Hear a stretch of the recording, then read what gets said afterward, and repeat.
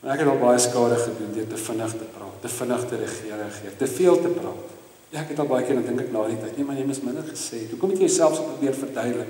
Hoekom het jy die argument probeer wen? Jy kan 'n argument wen en die verhouding verloor. Jy kan reg wees en skade doen. Jy weet? En ons baie daaroor in die Bybel, die einste Jakobus sê in Jakobus 1 vers 19, hy sê elkeen moet maar te gewillig wees om te luister en nie te gou te praat nie, en nie te gou kwaad te word nie. Elkeen moet maar gewillig wees om te luister, nie te gou te praat nie. Dis deel van ons getuienis, nie te gou kwaad te word nie. Jy sien die wêreld daar buite, as ons getuienis gaan oor die lig wat ons skyn in 'n donker wêreld, gaan baie sterk daaroor oor hoe anders ons optree as die gewone. En ek weet nie of julle dit al gesien het, partykeer iemand wat op die regte oomblik stil is, wys eintlik baie meer krag as die een wat die hele tyd babbel.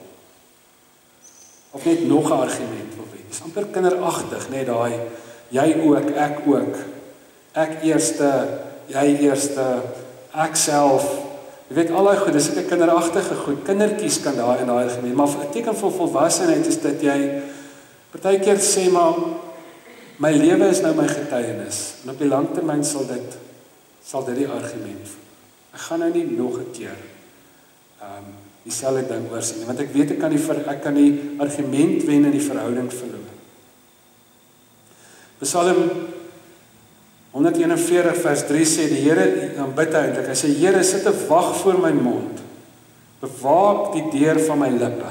Is dit nie ook 'n mooi gebed om te bid as ons wil bid dat die Here ons sal help om die vrugte van die Gees te dra? Die Here, sit 'n wag voor my mond, bewaar die deur van my lippe. Ons sê altyd, jy het 2 ore en 1 mond, sodat jy 2 keer soveel sal luister as praat. Mens beleef nogal iemand wat nie net vir jou wil vertel hoe werk het, maar iemand wat verstaan, hoe sien jy dit? Dit is oomblik wat jy daai gevoel het van hier's iemand voor my wat wil verstaan hoe ek dit sien. Dan jou belewenis is die persoon gee om. Die persoon stel belang. Partykeer is dit 'n bietjie stil wees en teenwoordig wees ons beste getuienis. Dis beter as wanneer iemand se ma dood is en jy sê die Here het die mooiste blommetjie vir die blomtuin kom pluk of een van daai soort sappige goed. Jy kan liewer stil bly en teenwoordig wees. Of net sê ek verstaan ook nie. En daar's regtig iets voor te sê om op die regte oomblik te kan stil wees, om te luister. Mense wil baie keer eers hoor wat jy sê as hulle agtergekom het dat jy omgee. As hulle sien dat jy omgee. As jy belangstel, as jy probeer verstaan en nie net gehoor wil word. Die probleem is natuurlik 'n mens kan die waarheid praat in wreedheid en in arrogansie. Waarheid kan 'n wapen wees.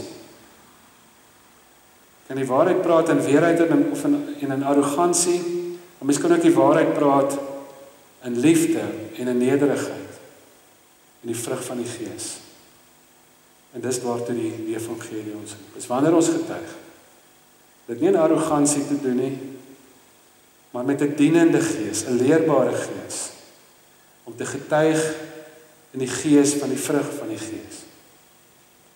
Mag die Here jou en my help om ons getuienis so uit te leef dat mense wat eensaam is, mense wat op hierdie stadium nie kan glo dat daar 'n God is nie, as gevolg van die donker tyd waardeur hulle gaan, mense wat bekommerd is, mense wat swaar kry, wat voel hulle is in die donker, dat hulle sal weet dat daar 'n God lief is wat lief is vir hulle. Want omdat jy soos jou getuienis, jou teenwoordigheid, jou diens, en nabyheid, eenheid met hulle, vir hulle was soos sout, wat hulle dors gemaak het vir die lewende water.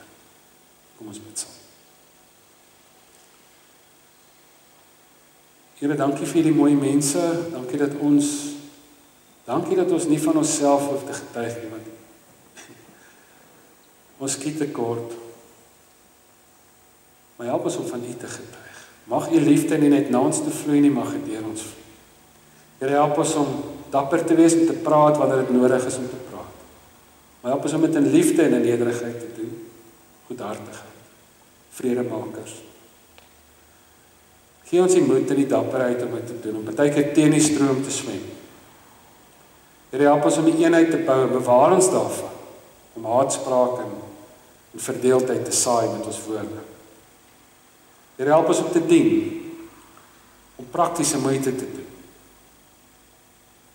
Die liefde sigbaar en tasbaar en voelbaar te maak, deur ons hande en voete en dit waarmee ons geseën het. Here, help ons om stil te wees, te luister en belang te stel, te hoor en U te vertrou. Help ons asseblief, Here, deur die Gees, via die vrugte van U Gees, ons getuienis uit te leef in Jesus se naam. Amen. Ons gaan Charlotte gee en dan gaan ons 'n slotlied sing daarna.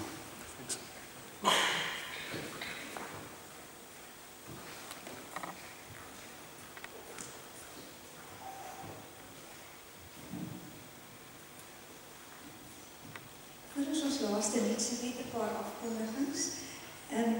Eerstens baie dankie vir die praktiese manier waarop jy die Bybel vir ons verstaanbaar maak. En toe jy by nommer 4 begin, ek is 'n babbelaar, so baie dankie vir nommer 4 in jou hoor. Dan wil ek ook nie dankie sê vir Wynand wat op kort kennisgewing die klank kom doen het.